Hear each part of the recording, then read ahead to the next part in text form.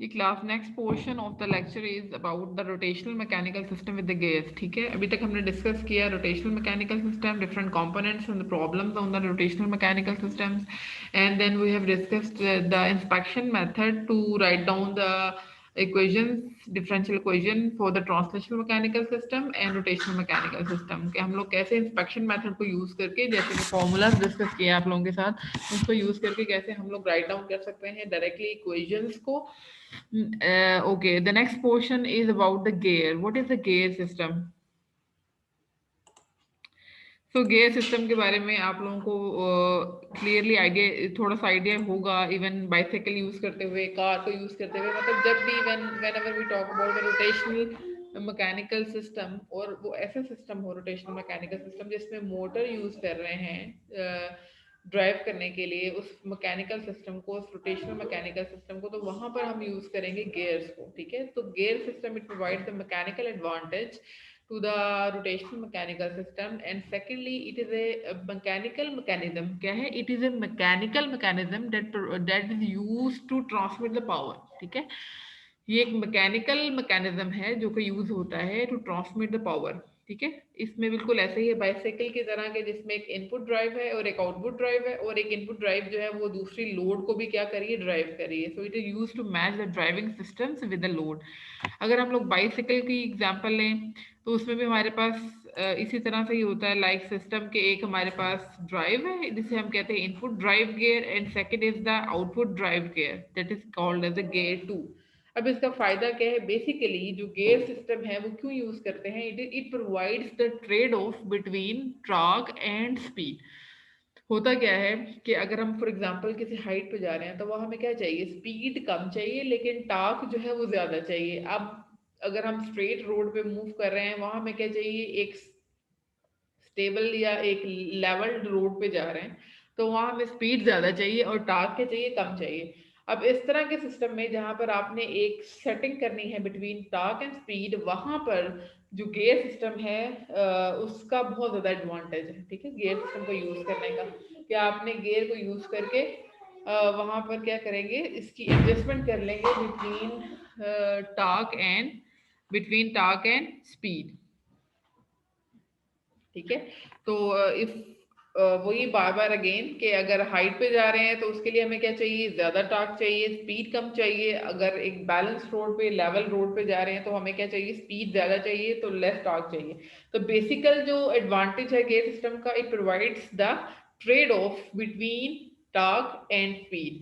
जहां स्पीड ज्यादा चाहिए, टॉर्क कम चाहिए, उसके लिए आपको क्या करेगा, हेल्पफुल होगा gear system.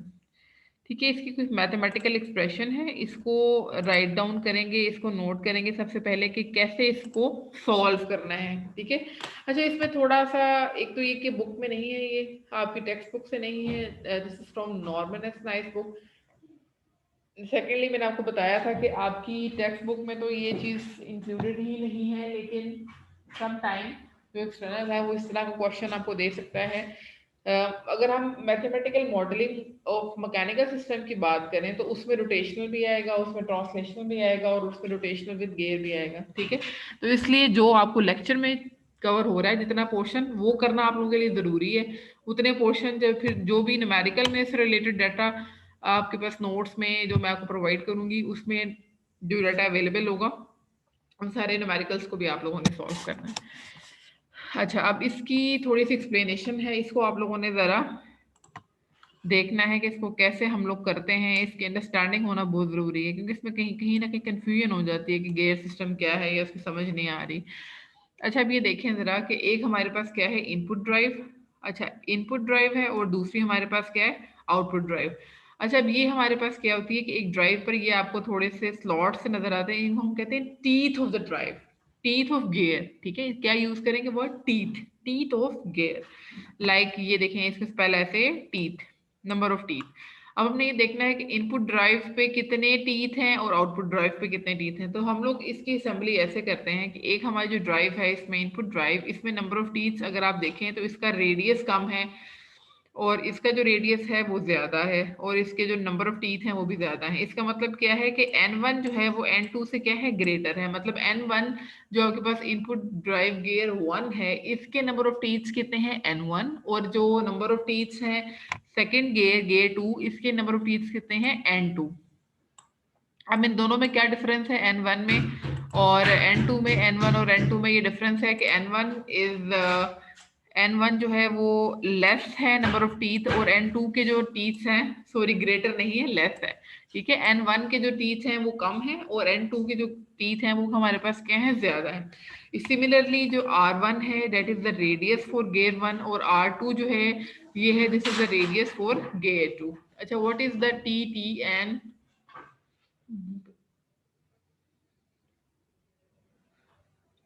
so what is the torque? T1T is the torque for input gear and theta 1T is the angular displacement for gear 1.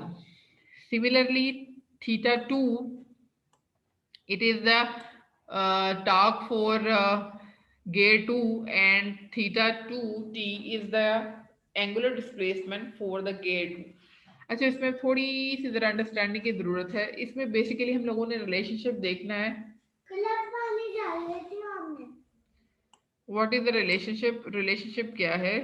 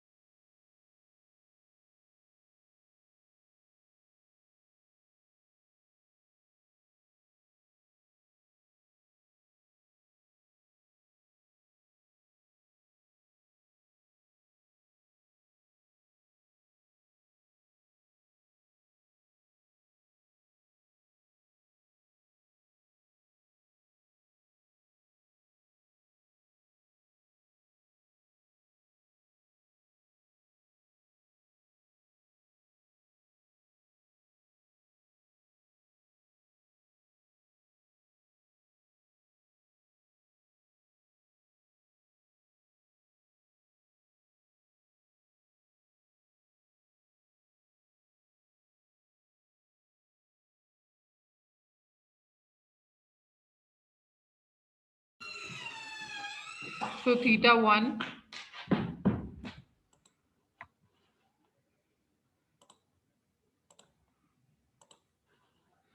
so theta 1 is the angular displacement for gear 1 and theta 2 is the angular displacement for gear 2।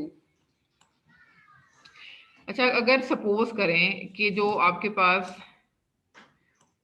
Gear 1 है इसके number of teeth 10 है, ठीक है, और जो gear 2 है इसके number of teeth कितने हैं, 50 हैं।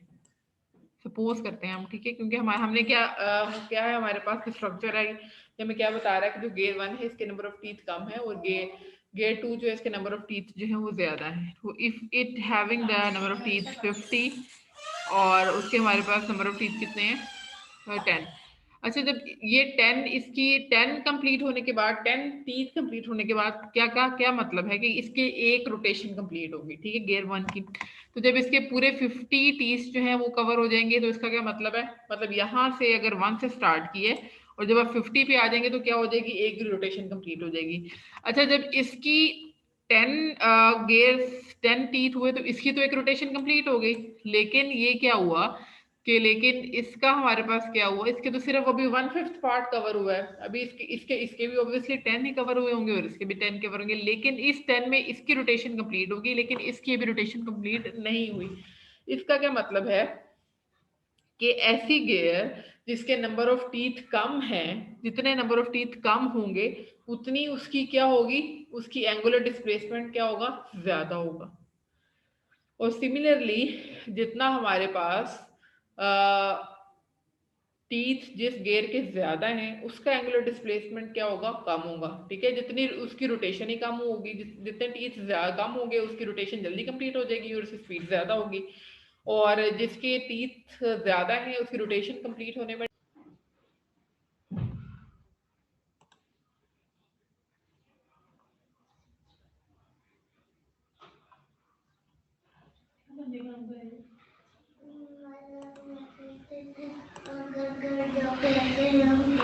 इश्यूज है